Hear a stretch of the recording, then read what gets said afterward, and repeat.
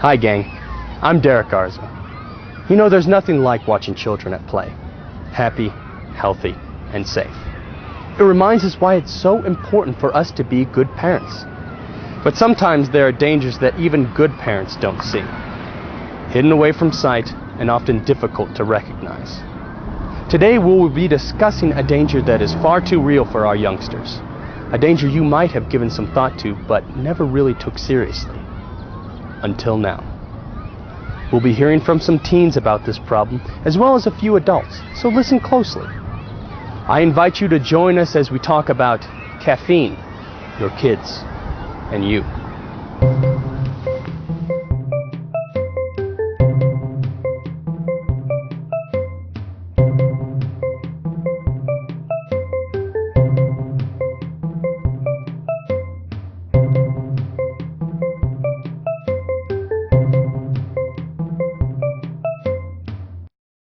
Caffeine. It seems like it's everywhere these days. Coffees, teas, and energy drinks are common sources of caffeine enjoyed by adults. But for our young people, the primary source of caffeine comes in carbonated beverages.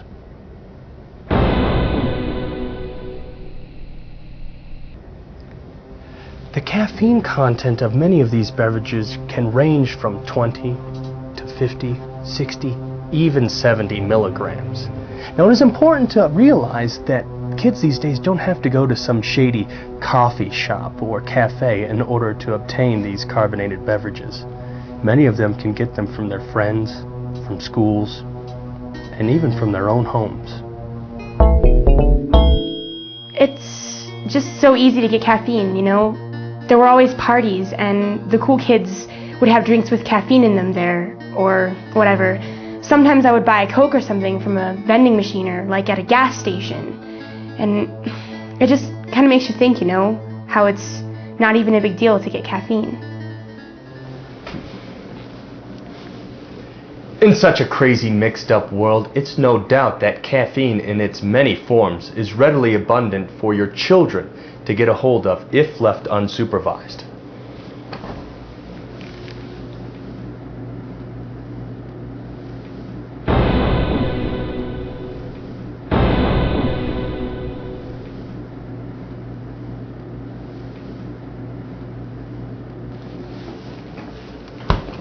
Take a minute now and check your refrigerator and other common areas for storing beverages to see what sources of caffeine your children may be getting into.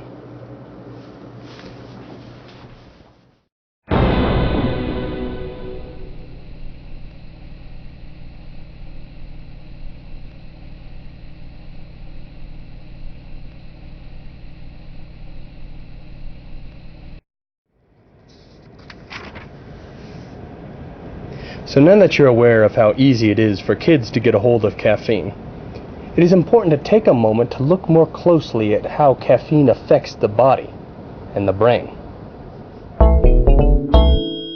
My parents would really get on my case about caffeine. I was like, what's the big deal? Everyone does it. Rick asked a very good question. What is the big deal about caffeine? Well, let's take a look.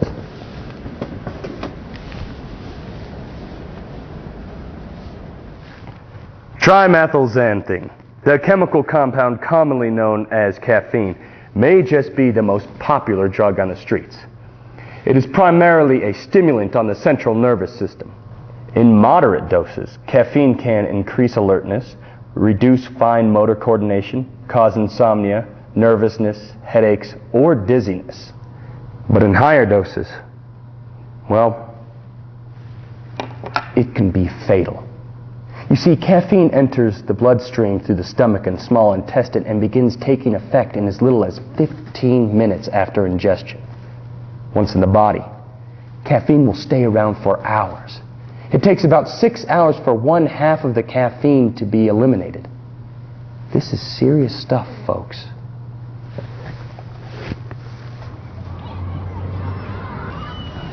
What truly makes caffeine consumption worrisome is its addictive qualities. Even one dose can get a user hooked for life. Oftentimes, the caffeine addict isn't fully aware of the addiction because caffeine use has become so commonplace in the user's life. Let's listen in. Well, at first it didn't really seem like that big of a deal, I just have a Coke in the morning, right? Pretty simple. But, soon after that, I needed that Coke, just to get started. And if I didn't have it, I had a headache, I'd lose focus all day long, I was cranky, and, soon I started to realize that I was an addict. I was like, no, this isn't happening to me. Not me, I mean, at the time I was still getting good grades. I still had all my friends. I was like, so normal.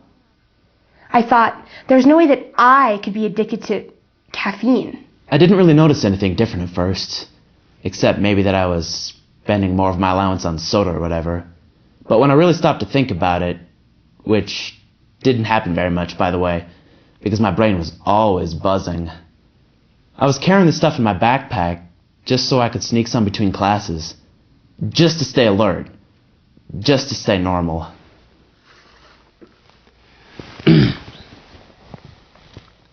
So how do you know if your child is using caffeine?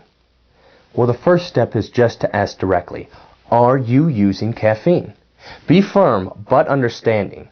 Many teens will automatically assume their parents are on the offensive when it comes to a touchy subject like caffeine use. If your child denies it and you still feel something may be up, it's better to be safe than sorry. The next step is to check for a few signs.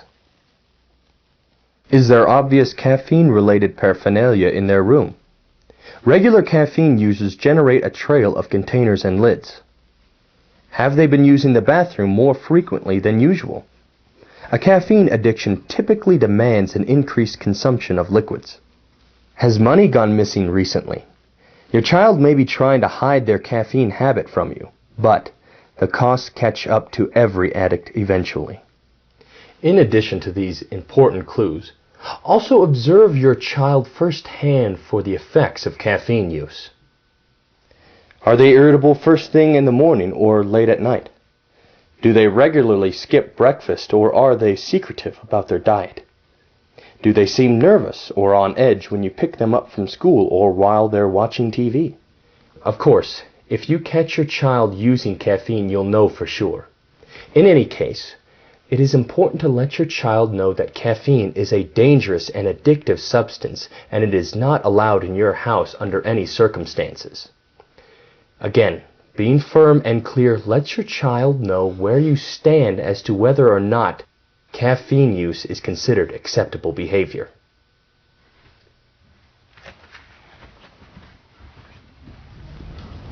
Now you might be wondering why it's important for you to monitor your child for caffeine addiction. Just like many of the kids in our program, you might be wondering, what is the big deal? You might even consider telling yourself that there's no need to worry, that you'll let your child figure it out on their own, and there's no need for you to step in and intervene. Well, I didn't really realize how serious of a problem it was, what with all the gangs roaming the street, the underage unprotected sex. I didn't realize how serious of a problem it was until it was nearly too late. When I think back on it, I ask myself, how could I not have known? It was right there in front of my face. The receipts from the coffee shops, the quarters that kept disappearing off my dresser, the mood swings that I thought were just, were just normal. But I didn't pay attention. I didn't think it could happen to my son. It got out of control, but I couldn't really tell, Like, it became so much of my life that I didn't feel like myself without it. I started doing whatever it took to get my fix. Well, things got to the point where I had to ask myself, what are you doing? What are you doing with yourself? I was putting so many things on the line just so I could get more. My job, schoolwork, my girlfriend, even things at home. Caffeine became the center of my life. Caffeine became my life. When some of my friends first began to notice, they didn't know what to say. It was like, I knew I was addicted, I think.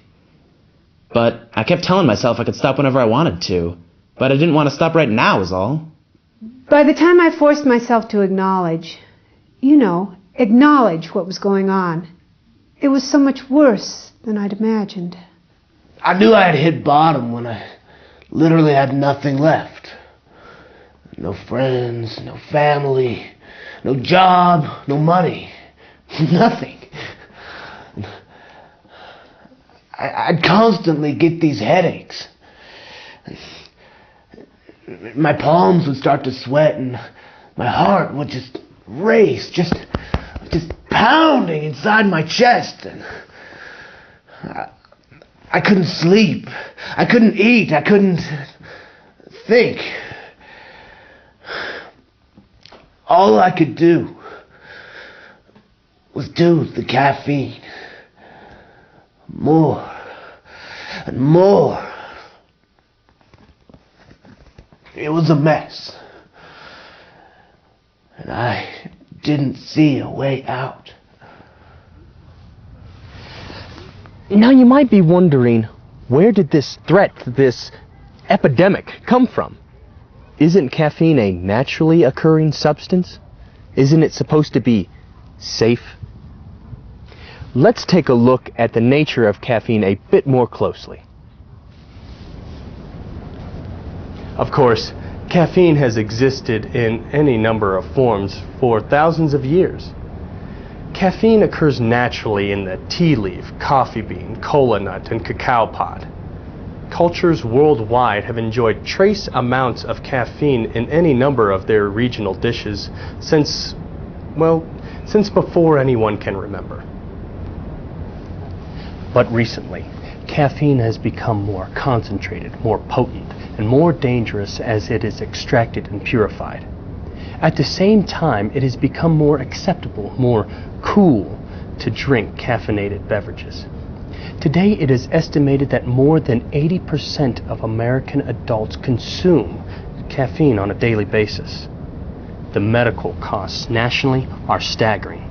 Caffeine is proven to decrease fertility, negatively impact the developing fetus of a pregnant woman, increase heart problems, disrupt circadian rhythm, decrease higher level brain function, and of course, fosters an ever-increasing addiction to caffeine. So why would anyone, much less the majority of Americans, willingly put themselves under the influence of such a harmful substance? We live in a stimulation society. Constant noise, movies, magazines, television, music videos, freeways, high-speed internet. There's the fast food. So you've got instant everything, turbocharged anything. Caffeine fits right in there. It gets us up in the morning, keeps us going during the day, and it's there in the evening so we can work late, only to do the same thing the next day. It's become almost necessary, unfortunately, in order to keep up with everything else. Caffeine use starts early, sometimes very early. You know, lifelong caffeine addicts don't start their habit by guzzling whole pots of coffee, going on week-long espresso binges, or snorting packs of crushed dexatrim. Not right away. Maybe not even for a while. Caffeine peddlers have known for decades that a caffeine addiction must start early, or it might not start at all. There's an assortment of products that contain smaller amounts of caffeine, what you might call gateway caffeinated substances, to get our kids hooked at an early age. Chocolate products with colorful packaging are an appealing and innocent-looking source of caffeine. Often caffeine is found in products where it seems unlikely that there would be any. Time and again, otherwise wholesome products are coffee-flavored to introduce and normalize children to the otherwise unappealing taste of coffee. Many products claiming to enhance alertness or performance contain high concentrations of caffeine as well. And of course there are carbonated beverages, the real cornerstone of gateway caffeine addictions. It is worth mentioning that while decaffeinated versions of many of these products are available on the street, they often carry with them considerable social stigmatism. I got a lot of flack from the other guys on the team. You know, they'd go, "Oh, decaf, you must be a real wimp. Only wussies drink decaf." I wanted to be one of the guys, you know? I didn't want to be left out. I mean, it's hard enough fitting in to begin with. I didn't want to wear the wrong clothes or say the wrong thing. But once when I tried to get off caffeine by switching to decaf, my friends didn't want to talk to me anymore. They were like, "Oh, can't you handle it? It's not a big deal. If you really want to date like one of the popular guys, you really have to grow up and quit being such a little girl." Among drugs used, caffeine is a bit unique in that it is inherently social. We have phrases like, "Let's get some coffee," that signify a real link between caffeine use and acceptance into one's peer group. The caffeine industry knows this, and they love it. It's been very well orchestrated, very thorough, this coalescence of habitual caffeine use with societal norms. Of course they offer decaf. It's like non-alcoholic beer. It's a great theory, folks, but that's it. So with such powerful physiological and social forces working against you and your child, what can you do as a parent to make sure your kids stay off of caffeine now and for good? Well, the answer is a lot. As a parent, you are a guiding force in your child's life. And although it may not seem like it sometimes, your child really does look to you and the example you set. Be firm and clear. Try to understand where your child is coming from and be sure to listen to what they have to say. Most importantly, let your child know that caffeine isn't cool and certainly isn't no big deal. Well, you know, I'm just glad my folks pulled me aside and said, "Hey, what are you doing with yourself?" You know, it really opened up the chance for me to ask myself that question. And that was the first step to breaking my addiction. It's so good to have her back, and to see her bright shining face in the morning, and to know that she's happy and healthy and caffeine free. I really like who I am now, you know? Like, I realize it's never going to be easy and I'm always just one fix away from being addicted to caffeine again. But honestly, I don't think about it anymore. I've got quarterfinals for Jill Squad coming up and I think Mike's gonna ask me to the prom. I guess for me it felt really good just to get things out in the open again. It felt really good to, you know, talk to my parents without holding back or hiding something. I'm really getting into helping my dad with his baseball card collection, and I think I realize he's a pretty cool guy. Gosh, for a while there, I thought maybe I'd lost him. It was rough for a bit, sure, but it was worth it. And I think knowing how much I love my son helped me get through the hard times. Oh, it's never easy, of course not. I still battle with withdrawals. Sometimes it's tough to say no when a buddy wants to, go and get a cup of coffee. But I know I can do it. I can get through it. My counselor told me the caffeine addiction is a tough one to beat. But it's like, I am tougher than the addiction. I have to be. Because my parents are counting on me. And I'd never want to let them down. Because I love them. And I know that they love me. If parents want to have a positive impact on their child, if they want to instill their child with lasting values and a healthy attitude towards staying caffeine free, it really starts at home. It really starts with the parents. Really, it does. No one said being a good parent was easy, especially when it comes to sensitive issues like caffeine use. Sometimes it feels like the whole world is against you and the values you want to pass on to your children. It's important, especially in times like these, to remember that you as the parent are the best source of decision-making skills for your youngster in the tough times ahead. I hope this program has proven useful in confronting such important issues. I'm Derek Garza. Thanks for watching Caffeine, Your Kids, and You.